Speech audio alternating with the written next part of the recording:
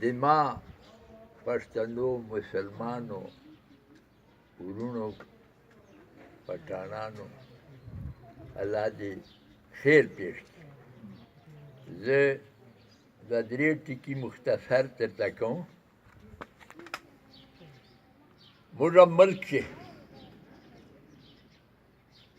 له اوله ونچه تر اوسه پورې دا یوه کورنۍ خانانان پاتې دي.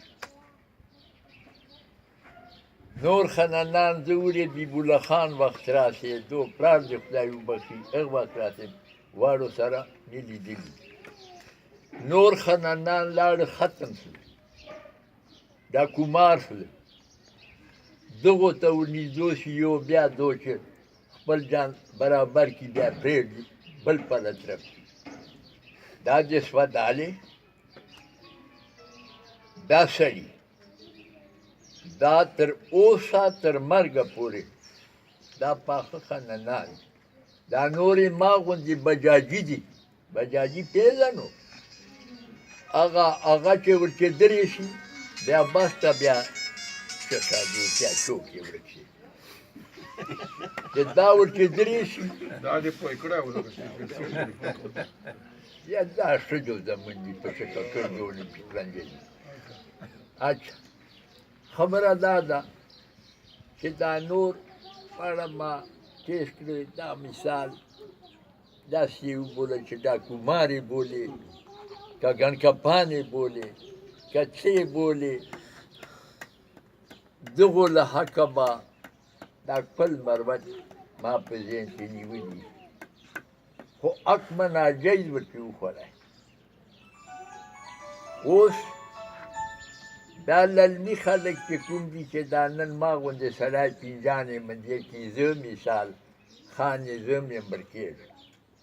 خلک ته دې لخي لختې په دې چې که پنځه سپینې ورکړې بس ته بیا هېڅ شی نشته، نه پښتو شته نه غیرت شته نه پالنه شته. باقي پاته شول موږ عوام جو چې مې دا شی ګیله ده چې موږ نانپړه دیاتو سړی یم خو چې اورې من مې سړی تر مخ تېر شي انشاءالله بیا یې وپېژنه چې تا چې دوره معنا دا درګي سړی یا دوره دې پایدې یا دوره دې طاقت دو دې خدای روغ ته لري. دنیا یې په څلور پنجه وغوښته: امریکې، کلکتې، مروت، پاکستان، هندوستان. خو تجربې پله د جانداري تجربې پله کمی ده پکې. داسې فرق نشي کولی چې دا سړی ما پاره سره کوي دغه سړی دا چپړیو پالښتو والا دغه لباس هغه والا نو دو دا روح هغه پله ورکول شي هغه اصلي نقلي نشي جلا کولی. جو چې مې دا هغه ده. پاته شو موږ عوام. عوامو ته دې ډېر ښې دي چې دو موږ چې یو کس خوښ کړي سربرامه کړي پیسې راکړي چې تکړه شو تاسو همت کوو موږ دې خدای پاک په نیکۍ پام کړي په دې نه یو چې دا سړیو عزت خرابېږي نو روزي له خدایه ده پیسې به بیا نورې مندې شي چې کروڑ روپۍ راکړي موږ دا کوشش کوو چې یاره دا 15 لکه روپۍ پکې ولګوم دا نورې ما ته بچت شي چې څه په وجوهاتو باندې. نو دا خواست کوم استادات کم ده ما ویله شیرې بروغ چې خدای ته ګورو دا ویل چې دا کوشش وکړو سړیو پیسې به بیا دغه شي زه ته ورچې وغواړو چې کومه کمي خو دغه ویل چې په رښتیا باندې دا غر وکړو دا سړي دا ملک شیان چې کوم دي دا واړه دو روان کړي وو هېڅ چا څه شی نه وو کړي نه څوک په څه شي پیدا.